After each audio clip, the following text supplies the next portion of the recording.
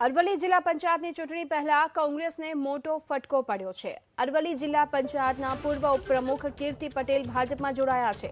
ગાબડમાં કૃષિ રાજ્યમંત્રી પુરુષોત્તમ રૂપાલાની સભામાં તેમણે ભાજપનો ખેસ ધારણ કર્યો। સ્થાનિક સ્વરાજ્યની ચૂંટણીમાં પક્ષ પલટાની પણ રાજનીતિ જોરશોરથી ચાલી રહી છે, ત્યારે અરવલ્લી જિલ્લા પંચાયતની ચૂંટણી અગાઉ કોંગ્રેસને આ મોટો ઝટકો લાગ્યો।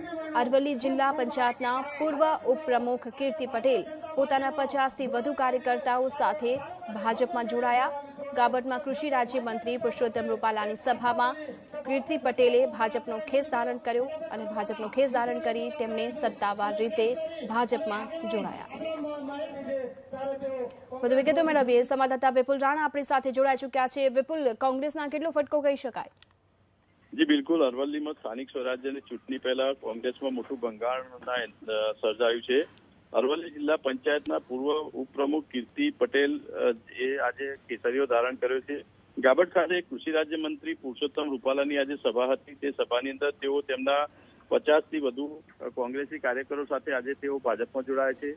ત્યારે કોંગ્રેસના આ જે પ્રખર જે નેતા છે તે ભાજપમાં જોડાતા હાલ કોંગ્રેસને મોટો ફટકો પડ્યો છે અને જિલ્લા કોંગ્રેસમાં હાલ ગરમાવો આવ્યો છે। જી આભાર આપનો આ સમગ્ર માહિતી બદલ। તો અરવલ્લી જિલ્લા પંચાયતની ચૂંટણી પહેલા જ કોંગ્રેસને આ મોટો ફટકો કહી શકાય।